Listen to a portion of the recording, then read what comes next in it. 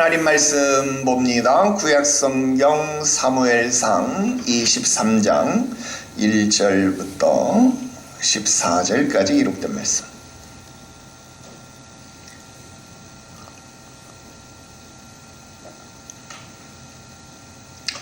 구약성경 사무엘상 23장 1절부터 14절까지 기록된 말씀. 우리 함께 한 목소리로 합독합니다. 읽어요. 시작. 사람들이 다윗에게 전하여 이르되 보소서 블레셋 사람이 그 일날을 쳐서 그 타작마당을 탈취하더이다 하니, 이에 다윗이 여호와께 묻자와 이르되 내가 가서 이 블레셋 사람들을 치리이까? 여호와께서 다윗에게 이르되 가서 블레셋 사람들을 치고 그 일날을 구원하라 하시니, 다윗의 사람들이 그에게 이르되 보소서 우리가 유다에 있기도 두렵거든 하물며 그 일날에 가서 블레셋 사람들의 군대를 치는 일이이까 한지라.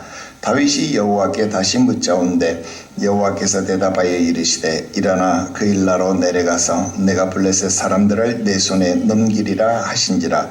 다윗과 그의 사람들이 그 일나로 가서 블레셋 사람들과 싸워 그들을 크게 쳐서 죽이고 그들의 가축을 끌어오니라.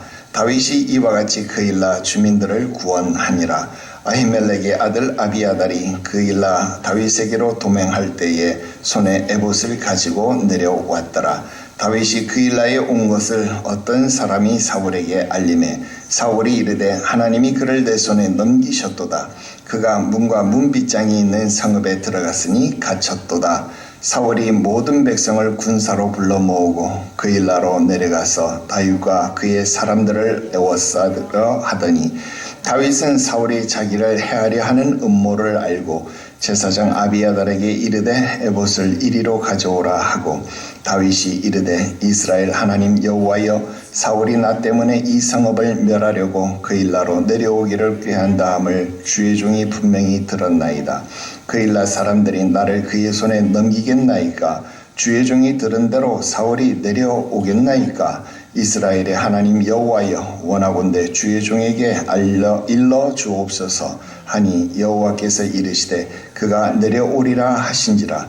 다윗이 이르되 그 일날 사람들이 나와되 사람들을 사울의 손에 넘기나이까 하니, 여호와께서 이르시되 그들이 너를 넘기리라 하신지라.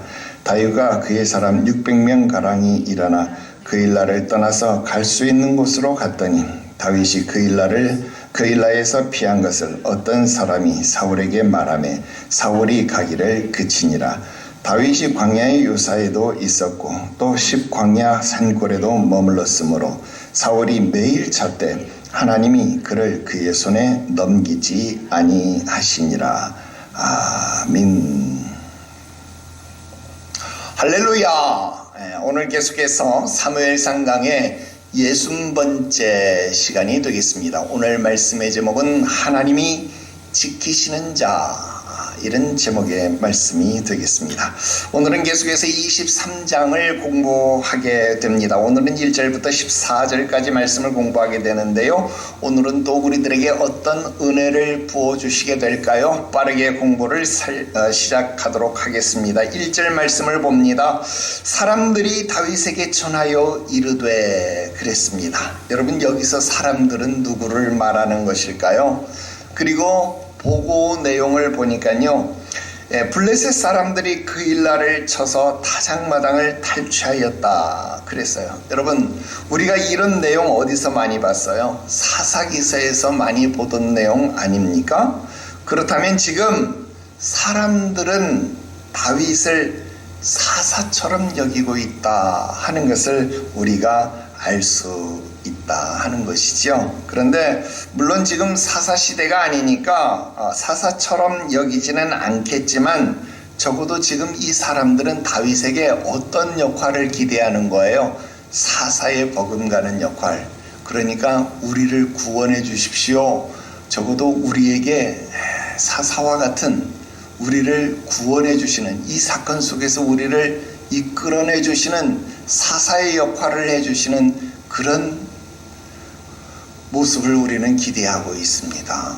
여러분 이 모습을 기대하면서 지금 다윗에게 보고를 하고 있다 하는 것입니다. 자, 그러면 이런 보고를 하고 있는 이 사람은 어떤 사람이겠느냐 하는 거예요. 여러분 이 사람들이라고 한다면 다윗에게 이런 보고를 할 수 있는 사람이다라고 한다면 여러분 이 사람은 적어도 다윗의 최측근, 그러니까 다윗에게 자, 지금 저쪽에 이런 어려움을 당하고 있으니까 가서 저 민족을, 저 백성을 구원해 주시지요. 여러분 이렇게 건의를 할 수 있는 사람, 싸움을 건의할 수 있는 최측근, 여러분 그 정도의 사람이 아니겠느냐, 우리가 그런 상상을 해볼 수 있을 것이다 라는 것입니다. 그러니까 적어도 이 백성, 이 사람은요, 지금 22장에서 나왔던 아둘람 공동체의 구성원일 것이다. 지난번 이 아둘람 공동체에 600명이 모여들었다. 그 600명의 4배수를 하면 6, 4, 24 최소한 몇 명? 2400명, 400명가량 하면 1600명. 우리 그 정도의 인원이 모여들었다 하는 것을 우리가 생각해 볼 수 있다 했잖아요. 자, 그러면 이런 무리의 우두머리가 된 다윗에게 그런 건의를 할 수 있는 최측근이었을 것이다 라는 겁니다.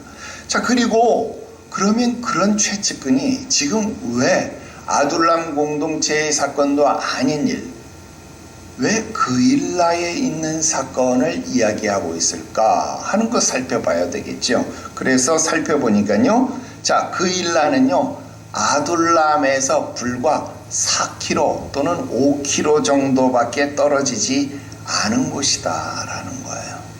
그러니까 여러분 어때요? 넘어지면 코 닿을 곳, 그러니까 굉장히 가까운 지역이잖아요. 굉장히 가까운 지역이었고, 또 우리 지난 시간에 공부했을 때 다윗이 이 블레셋 쪽으로 피신했다가 다시 돌아왔어요. 어디로?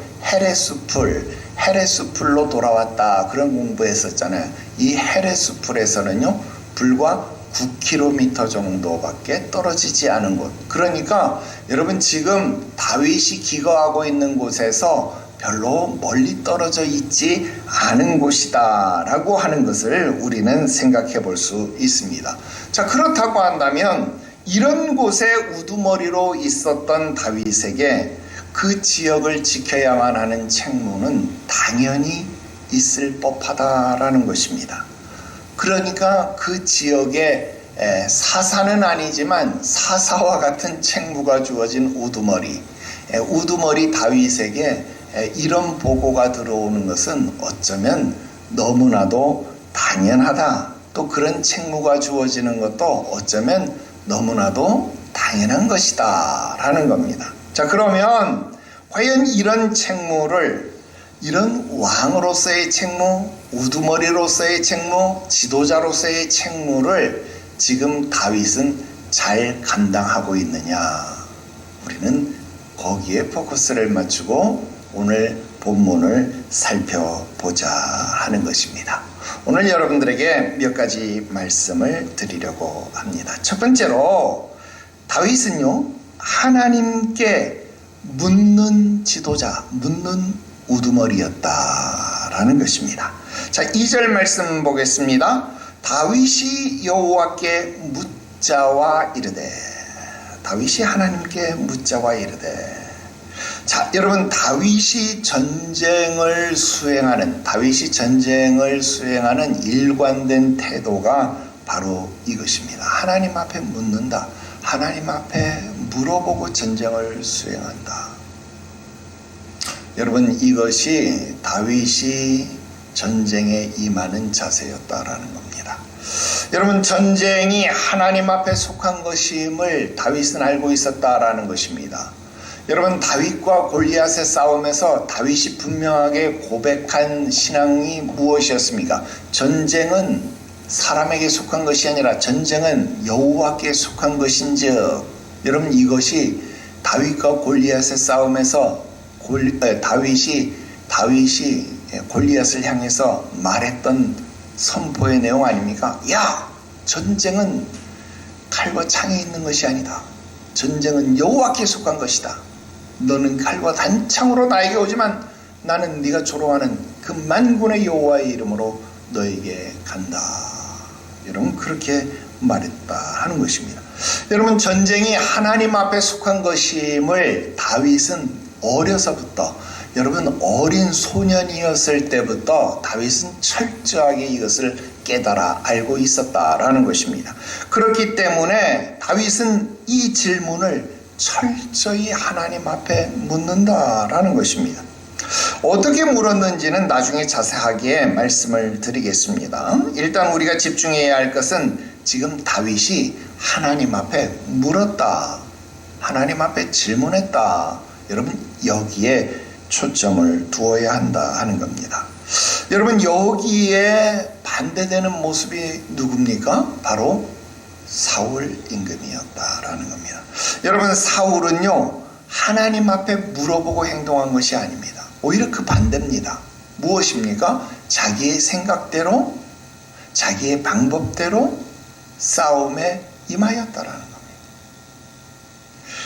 하나님 앞에 물어서 싸우는 전투의 방식이 아니라 자기의 생각을 전제로 한 전투의 방식을 고집했다라는 겁니다. 반면 다윗은 골리앗의 전투에서도 칼과 단창이 아니라 만군의 여호와의 이름을 의지해서 전투에 임했고, 지금도 싸우기에 앞서서 하나님 앞에 먼저 물어보고 진퇴를 결정하고 있다. 여러분 이게 사울과 대비되고 있는 다윗의 모습이다라는 것입니다.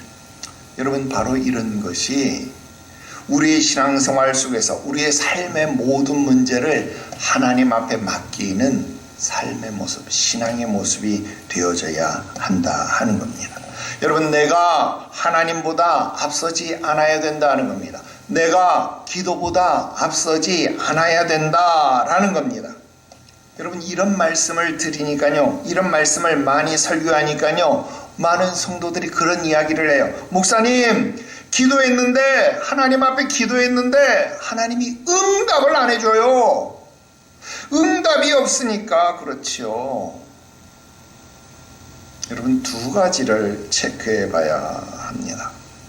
첫째는 기도는 해보셨나? 이걸 체크해야 되고요. 두 번째, 응답을 기다리기는 해보셨나? 이걸 체크해야 합니다. 대개 내가 이 목회 현장 속에서 임상 경험을 통해서 말씀을 드려보면요, 제가 만난 성도들은 대개 둘 다를 안 했습니다. 기도도 안 했지만 기도를 한 성도들도 기도 응답을 기다리지 않더라는 겁니다. 여러분 대충 기도하고 그냥 자기의 생각대로 일을 진행시켜 버린다라는 겁니다. 여러분 대충 기도하고 자기의 생각대로 일을 진행시키잖아요. 그건 기도한 게 아니에요. 하나님의 의중을 묻는 게 아니에요. 그건 하나님 앞에 의중을 묻는 게 아니라 하나님 앞에 내가 통보하는 거예요.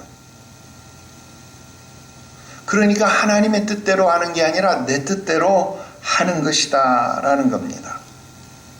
내가 하나님 앞에 통보하는데 하나님이 어떻게 우리 앞에 응답을 할 수 있겠느냐 하는 거예요. 여러분 자식들이 부모에게 와서 아버지 나 이렇게 할게요, 그렇게 말하면 부모님이 어떻게 해요? 부모님의 뜻을 전달합니까? 자식이 와서 탁 잘라서 이야기를 해버리는데 어떻게 말을 해요? 어이가 없어서 그냥 말문이 막혀서 그냥 고개를 까딱까딱 그렇게밖에 못하는 거잖아요. 여러분 우리 기도가 실패하는 원인은요, 하나님 앞에 묻기 위해서 오는 것이 아니라 하나님 앞에 통보하기 위해서 오기 때문에 대부분의 기도가 실패한다 하는 겁니다. 특히 한국교회 성도들은요, 부르짖는 거 좋아해요. 부르짖는 기도를 안 하면요, 기도했다고 생각을 안 해요. 그래서 1시간 기도했으면요, 그냥 1시간 동안 부르짖으면 그게 기도한 거라고 생각을 해요. 그 1시간 동안 하나님 앞에 통보한 거예요.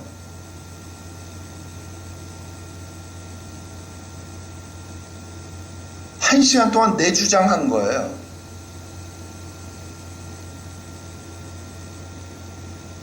적어도 1시간 기도했으면 1시간은 묵상하면서 최소한 그의 말씀하심을 기다려야 합니다. 그래 놓고 하나님이 응답하셨다 또는 응답하지 아니하셨다 그런 말을 해야 되는 것 아닙니까? 우리 한국 사람들은요, 기도 1시간 하는 것도 힘들어 하지만 묵상 1시간 하는 거 그거 되게 힘들어 합니다. 더 정확하게 말하면요, 우리 개신교 성도들은 묵상 훈련 자체가 안 돼 있습니다. 어떤 말씀 때문에? 너는 내게 부르짖으라, 이 말씀 때문에. 내가 내게 응답하겠고, 이 말은 싹둑 잘라버려요. 하나님이 응답하겠고를 싹둑 잘라버렸어요. 그래서 하나님 앞에 묵상 훈련이 안 돼 있습니다. 하나님 앞에 나아가서 묵상 훈련을 좀 해야 합니다. 이제부터라도 하나님 앞에 가서 말수를 좀 줄이고요, 듣는 훈련을 좀 하십시오. 정말 넘치는 은혜를 체험하게 될 겁니다. 기도 시간을 좀 바꿔보시기 바랍니다. 오늘부터 부르짖는 기도가 아니라 듣는 기도 시간을 좀 하십시오. 찬송 한 장 부르시고 짧게 기도하세요. 하나님, 오늘은 제가 하나님의 말씀을 듣겠습니다. 제게 말씀해 주시옵소서. 그리고 눈을 조용히 감고 30분이고 1시간이고 기다리십시오. 이렇게 말하고 묵상훈련을 시키면요, 영성훈련을 시키면요, 막 어떤 신령한 음성을 들으라는 것으로 착각합니다. 그거 아닙니다. 마음에 주시는 감동을 정리하라 하는 겁니다. 처음에는요, 이 훈련을 시작하면요, 아무 말 안 하고 묵상하고 침묵하고, 침묵훈련이라 그러거든요. 영성훈련 1단계가요. 침묵훈련에서 조용히 눈 감고 그의 말씀하심을 기다리는 훈련을 하면요, 잡다한 생각, 내 생각이 막 혼재돼서 짬뽕 돼가지고요, 무엇이 하나님의 음성인지 무엇이 하나님의 뜻인지 구분이 잘 안 돼요. 흔히 하는 말로 노이즈 때문에 하나님의 음성이 안 들린다 이 말입니다. 이거 성경에 나왔잖아요. 큰 불이 일어나고 지진이 일어나고 광풍이 일어나고, 여러분, 번개가 일어나고 우매한 자를 깨우는 폭풍우가 있을 때에 사람들은요, 그것에 집중하느라고 세미한 가운데 들려오는 주의 음성을 듣지 못해요.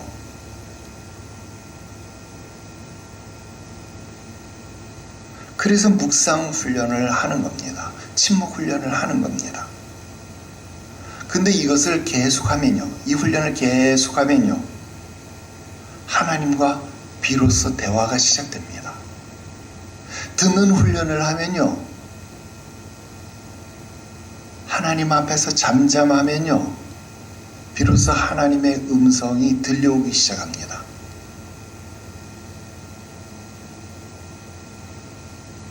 이 부분은 뭐 나중에 우리가 이런 훈련 한번 해보기로 하고, 하나님은 다윗에게 가서 블레셋 사람들을 치고 그 일날을 구원하라, 그렇게 말씀하는 거예요. 우리 이 부분도 사사기에서 많이 봤죠. 그렇습니다.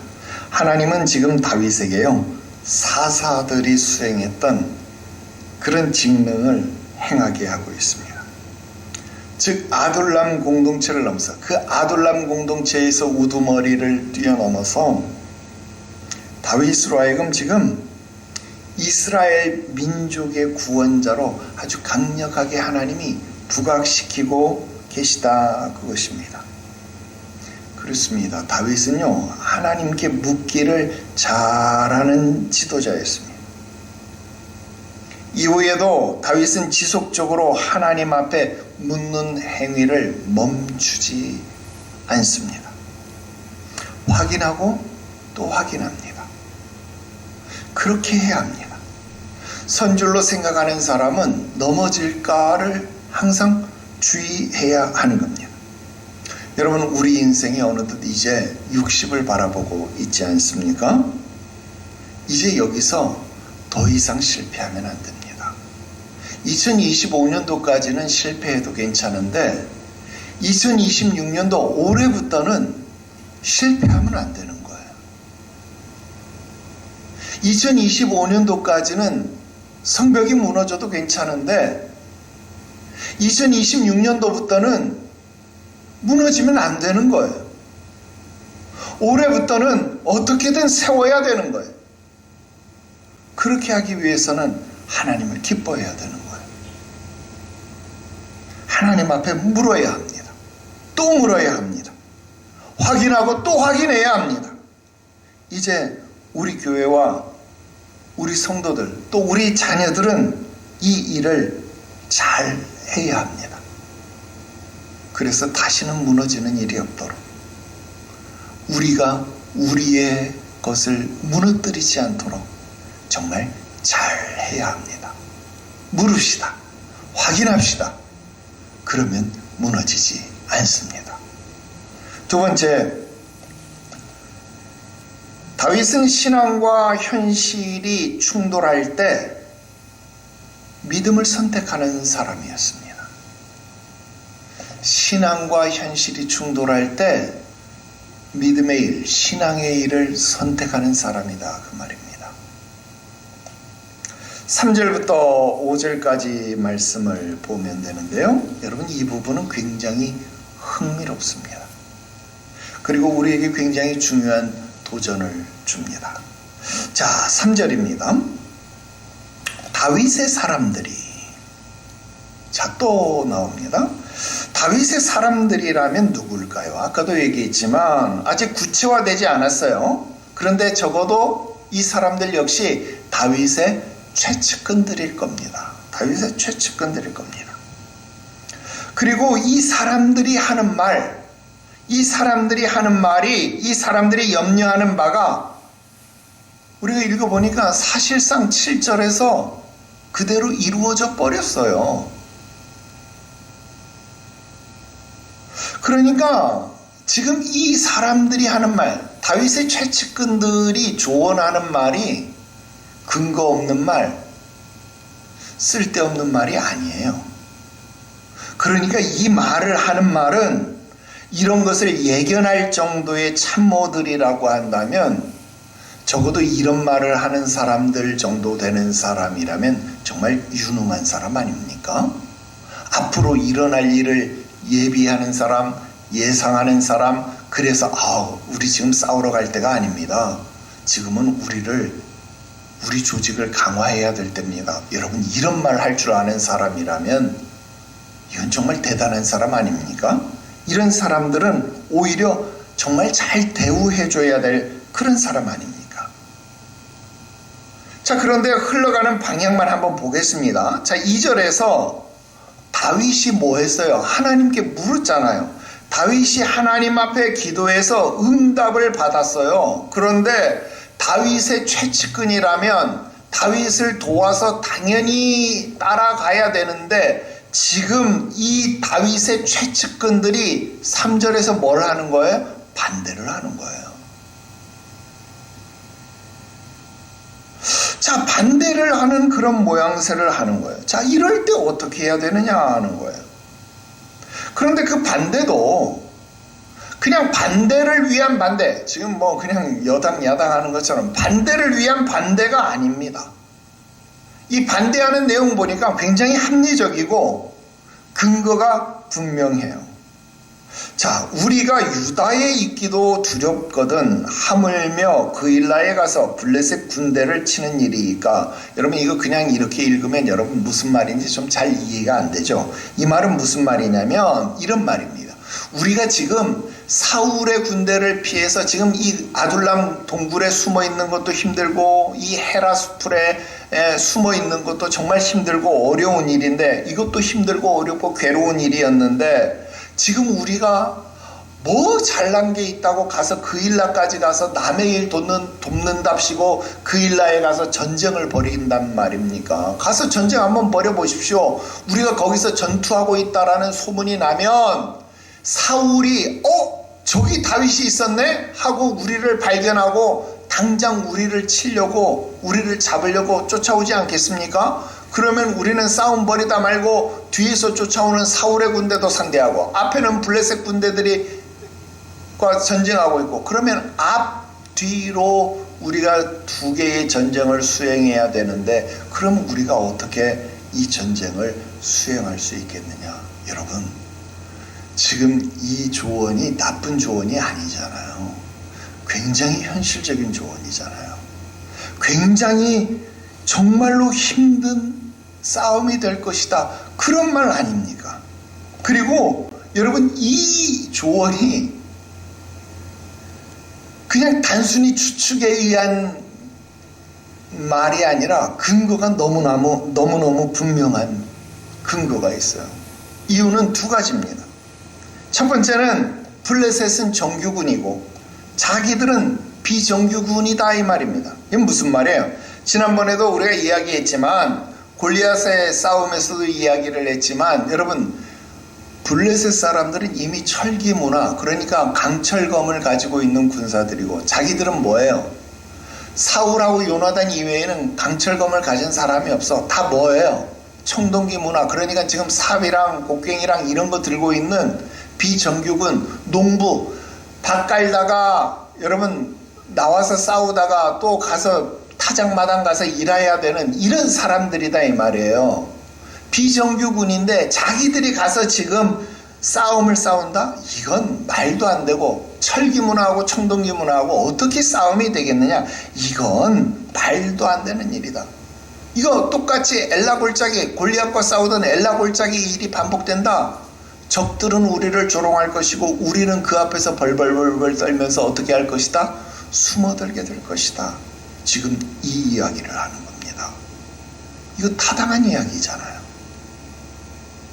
그다음 둘째, 아까 이야기했던 것처럼 우리가 여기서 싸움하면, 우리가 싸운다는 소식 발각돼서 뒤에서 사울의 군대가 와서 우리를 칠 거니까 우리는 앞뒤로 싸움을 싸우게 된다. 여러분, 이 지적은요 너무나도 합리적인 지적입니다. 여러분, 이런 지적을 하면, 이런 지적을 하는 참모는 잘 대우해주고, 여러분 이런 지적을 하는 참모는 승진시키고, 여러분 그래야 되는 것 아닙니까? 나 앞에 반대했다고, 내가 기도해서 응답을 받았는데 내 신앙에 반대된다고 여러분 이런 참모를 내친다고 한다면 그건 진짜 지도자가 아니죠. 안 그래요? 자, 그런데 다윗이 어떻게 할까요? 4절 보세요. 그래서 다윗이 다시 하나님 앞에 물어요. 그런데 하나님은 뭐라 그래요? 동일한 답변을 주십니다. 그러면 이제 남은 건 뭐예요? 하나님이 동일한 답변을 주셨으니까 참모들을 설득하는 거잖아요. 다시 하나로 묶어서 나아가는 것밖에 방법이 없잖아요. 5절 보세요. 다윗과 그의 사람들이, 그랬으니까 이 말은 무슨 말이에요? 통합에 성공했다, 그 말 아니겠어요? 통합했다, 그 말이죠. 그러면 지금 내가 무슨 말 하자? 여러분 지금 다윗의 리더십을 칭찬한다, 다윗의 리더십을 보자, 그 말 아닙니다. 여기서 핵심은 지금 그 이야기 아니잖아요. 지금 우리가 보자 하는 것은 다윗의 선택을 보자, 그 말을 했던 거잖아요. 그죠? 자, 하나님 앞에 묻고 같은 응답을 받았다고 했는데 다 같은 행동을 할 수 있을까? 아니다, 이 말이에요. 참모들의 조언은 현실적이고 정말 눈에 보이는 조언이었다, 이러는 거예요. 그리고 그 참모들의 조언은 7절에서 어떻게 됐어요? 실제로 일어납니다. 여러분, 실제로 그 일이 일어나요. 실제로 사울이 와서, 야, 다윗이 지절로 문빗장이 있는 성도에 들어갔으니, 야, 우리가 갇힌 꼴이다. 야, 가서 저 잡자. 실제로 이 일이 일어났습니다. 여러분, 우리나라가 전쟁의 폐허 속에서요, 아무것도 할 수 없는 그런 나라예요.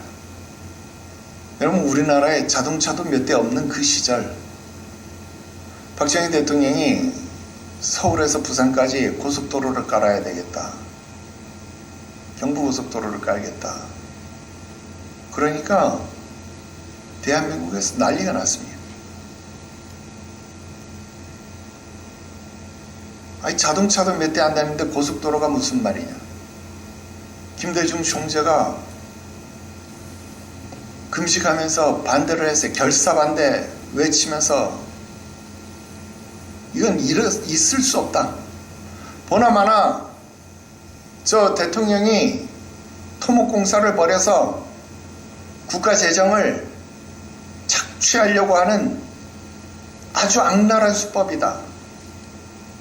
그러면서 이 일을 반대했습니다. 그때 만약에 고속도로가 놓이지 않았다고 한다면, 여러분, 지금 인천항, 부산항 연결하는 이 고속도로가 놓이지 않았다면, 여러분, 우리나라에 물류가 열리지 않는 거죠. 오늘날의 이 일이 이루어지지 않는 거죠. 박정희 대통령이 일본 앞에 전쟁 배상금 받아서 포항제철 짓겠다 발표를 했습니다. 나라를 팔아먹는 일이라고 또 난리가 났습니다. 친일파라고. 일본 군관학교 출신 대통령이 나라를 팔아먹는다고 난리가 났습니다. 여러분, 그때 포항제철을 짓지 못했으면 오늘날의 제주강국 대한민국 존재하지 못했습니다. 여러분, K조선, 우리나라 조선업 강국이잖아요. 미국에서 군함 만들어 달라고 지금 난리잖아요. 포항제철 없으면 못하는 일이죠. 한국 자동차 전 세계 4위죠. 그 포항제철 없으면 못하는 일이죠. 여러분, 지금 K방산, 여러분, 전투기 K9 자주포, K2 전차, 이거 포항제철 없으면 불가능한 일입니다.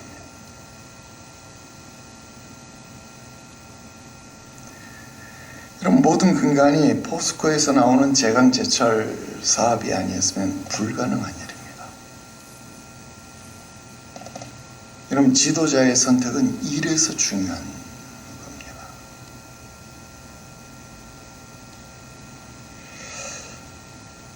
다윗은 신앙과 현실이 이렇게 충돌했을 때에 무엇을 선택해야 할 것인가? 거기서 믿음을 선택했다는 것만으로도 이미 훌륭한 왕의 자질, 지도자의 자질을 드러냈다. 그렇게 말할 수 있습니다. 반면 사울은요, 그런 충돌에서 현실을 선택했다는 거예요. 사람들이 전쟁에 나왔는데 흩어져 버리는 거예요. 왜? 사무엘이 안 오는 거예요. 지금 약속한 시간에 안 오는 거예요. 야, 흩어지지 마. 내가 제사 대신 지내면 돼. 흩어지지 마. 야, 재물 가져와. 내가 잡을게. 내가 대신 제사 지낼게. 그리고 자기가 제사를 지내버리는 거예요.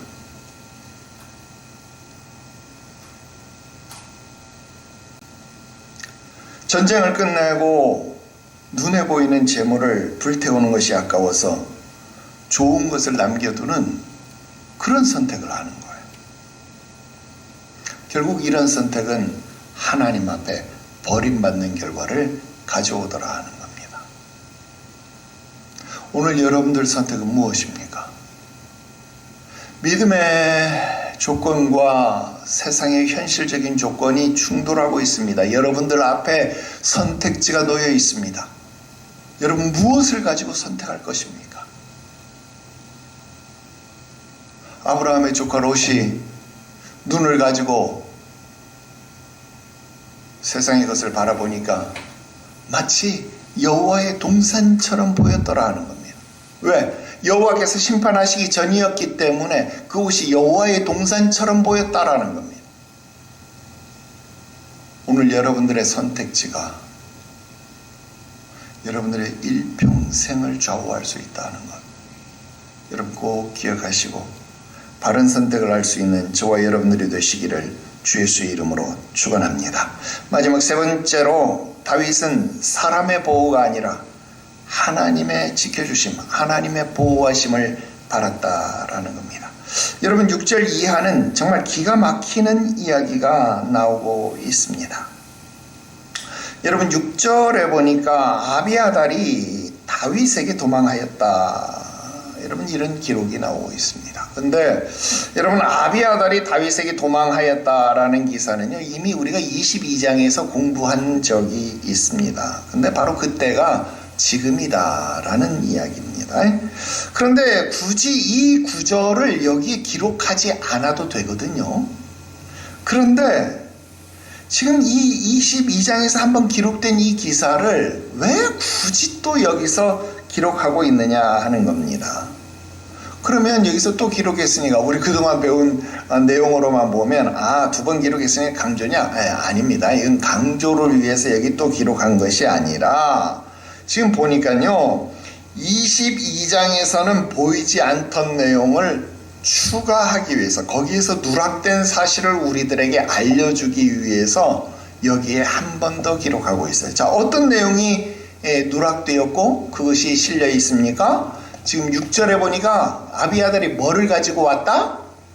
에봇을 가지고 왔다라는 말을 기록해 주고 있다 하는 것입니다. 자, 그렇다면 지금 이 6절이 기록된 이유는요 다윗이 하나님 앞에 물었던 방식에 대해서 우리에게 알려줄 필요가 있었기 때문이다 라는 거잖아요. 자, 그러면 우리는 뭘 해야 되는 거예요?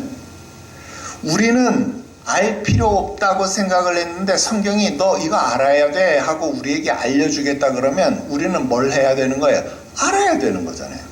안 알려줘도 되는데 알려주겠다 그러면 예 알겠습니다 하고 배워야 되는 거잖아요. 그러니까 배우면 된다 하는 겁니다. 자, 제사장이 에봇을 가지고 왔다? 그러면 그 안에는 뭐가 있다는 거예요?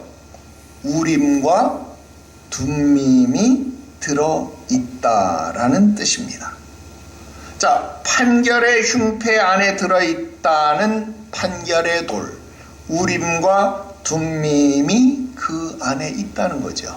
그렇다면 지금 다윗은요 하나님 앞에 무엇을 가지고 물은 거예요? 우림과 둠밈을 가지고 하나님 앞에 물었다라는 뜻이 될 겁니다.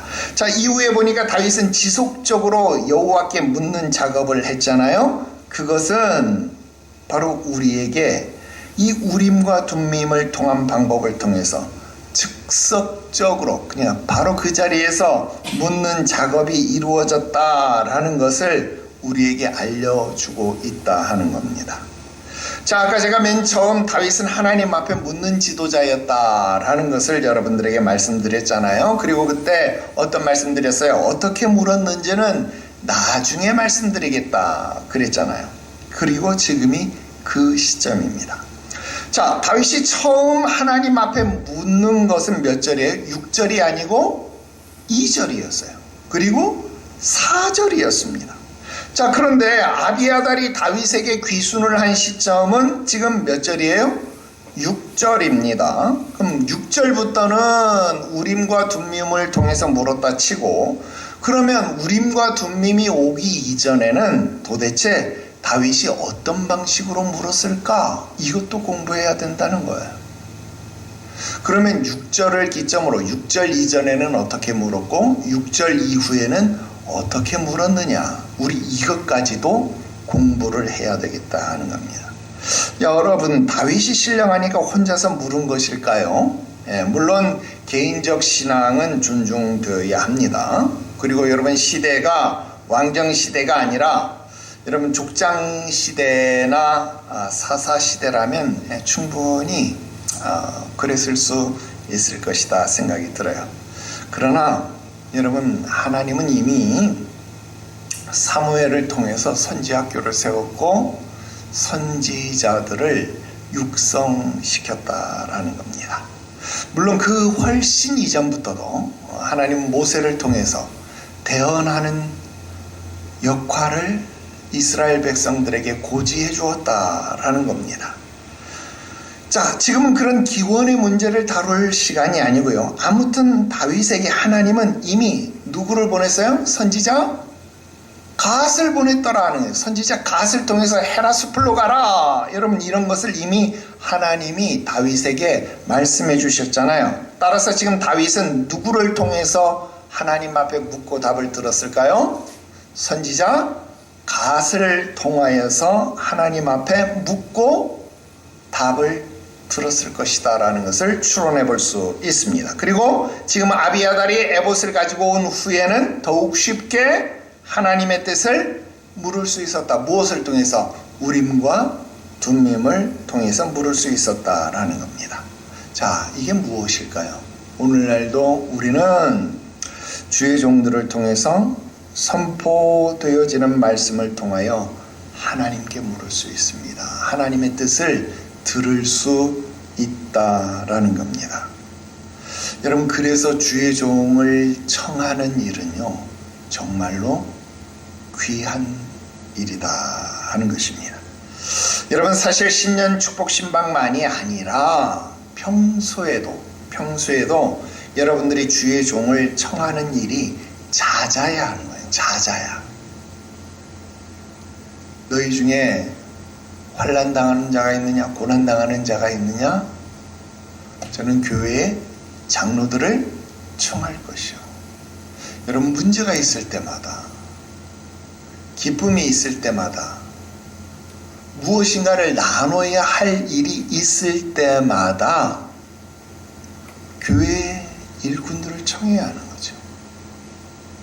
그게 나에게 속한 레위인들과 모든 좋은 것을 함께 하는 거예요. 그래서 나에게 말씀하시는 하나님의 음성을 듣는 것이죠. 가톨릭에서는 신부를 찾는 일, 즉 고해 성사를 쉬면 그 죄 아닙니까? 마찬가지입니다. 여러분, 목사의 신방이 없으면 여러분들에게 유익함이 없는 것입니다. 자주 신방을 청해서 하나님께 길을 묻는 습관을 들여야 합니다. 그래야 길을 잃지 않습니다. 그리고 더 자주, 더 쉽게 길을 확인하기 위해서 우림과 둠밈을 가까이 하는, 즉 신구약 성경을 통하여 여러분 스스로를 살필 수 있어야 된다라는 겁니다. 그래야 길을 잃지 않습니다. 여러분, 도대체 무슨 배짱으로 신방을 요청하지 않는 겁니까? 아니, 목사님, 신방 요청하려면 돈 들잖아요. 돈 들어야지요.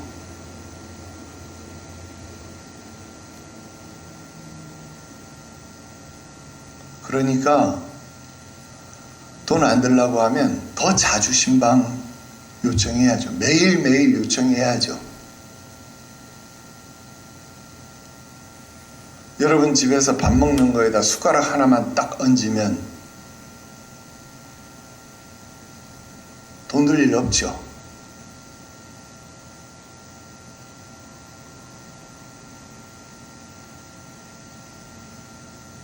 그게 진짜 양떼의 형편을 살피는 진짜 신방이죠.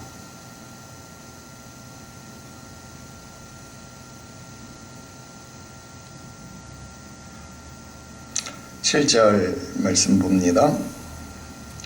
여러분, 지금 사울이요, 하나님의 말씀을 해석하는 거면 얼마나 좋겠어요. 근데 사울은요, 현실을 하나님의 역사로 해석하는 우둔함을 보입니다. 그러니까 망하는 겁니다. 여러분, 현실을 조종해서 우리를 속이는 자가 누굽니까? 사탄입니다. 사탄이 어떻게 우리를 속여요? 못 먹는 돌덩이를 떡이라고 속입니다. 요즘 우리나라 정치판에 그 돌덩이를 떡인 줄 알고 먹었다가 난리 난 사람들 얼마나 많습니까? 그 떡값인 줄 알고 그 돈 잘못 먹었다가 지금 난리 난 사람들 아닙니까? 여러분, 돌멩이 먹으면 뭐 걸려요? 맹장염 걸립니다. 복막염 걸려서 맹장 터져서 죽는 거예요. 정신 차려야 되는 겁니다. 사단은요, 높은 성에서 뛰어내리라 그럽니다. 안 죽는다고 해요. 여러분, 뛰어내렸는데 어떻게 안 죽습니까? 당연히 죽지요. 그것을 고지고대로 믿는 겁니다. 죽는 겁니다. 13절 봅니다. 자신이 놋 성읍에 간 일로 그곳에서 떡과 무기를 얻은 일로 그 성읍 사람들이 몰살을 당했습니다. 그들이 누구였습니까? 제사장들과 그 가족들이었습니다. 다윗은요, 그일라 성읍 사람들 또다시 그 일을 겪게 할 수 없었습니다. 결국 그 성읍을 포기하고 떠났습니다. 어디로 떠났어요? 갈 수 있는 곳으로 갔더니 그랬습니다. 갈 수 있는 곳으로 갔더니, 이 말 무슨 말일까요? 특별한 목적지가 없었다 그 말입니다. 상황에 따라, 형편에 따라 오늘은 이곳, 내일은 저곳 정처 없이 떠돌고 있다 그 말입니다. 14절 다윗이 광야의 요새에도 있었고 또 광야 산골에도 머물렀으므로, 참으로 기가 막히지 않습니까? 얼마 전까지만 해도 아비의 집이 있었던 다윗이었습니다. 그런데 지금은 이렇게 집도 절도 없이 떠돌이 신세가 되었습니다. 마치 지금 누구와 같습니까? 우리들과 같습니다. 사울이 매일 찾되 그렇습니다. 악하고 더러운 사단의 세력은 오늘도 우리를 삼키기 위하여 우는 사자와 같이 두루 찾아다니는 것입니다. 그런데 14절 하나님이 그를 그의 손에 넘기지 아니하시니라. 아멘. 그렇습니다. 여러분, 이래서 우리가 사는 겁니다. 이래서 우리가 새 힘을 얻는 것입니다.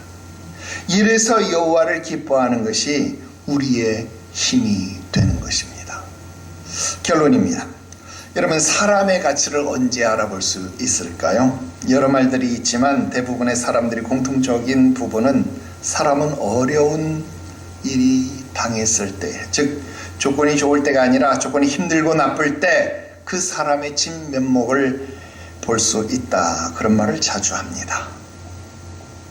여러분, 왜 하나님이 이새의 아들 다윗을 만났을 때에 내 마음에 합한 자다 그런 말씀을 하셨는지, 오늘 그 진면목을 볼 수 있는 기록이 본문에 있었습니다.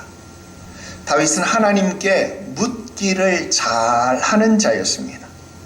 다윗은 신앙과 현실이 충돌했을 때 주저없이 믿음의 길을 선택하는 자였습니다. 다윗은 눈에 보이는 사람의 도움이 아니라 비록 광야를 헤맨다고 할지라도 영원하신 하나님의 보호하심을 바라는 자였습니다.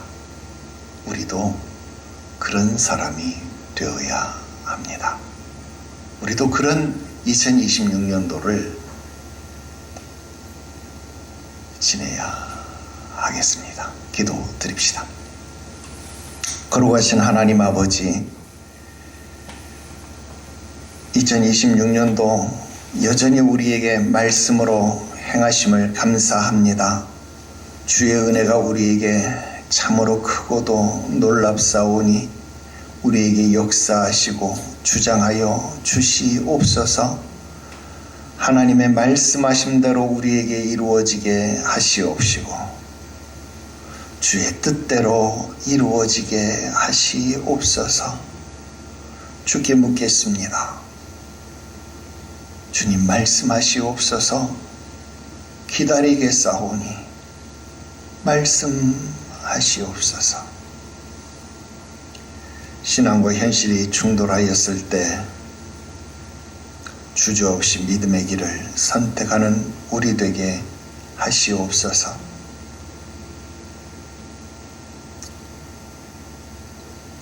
하나님의 보호하심을 바라옵나니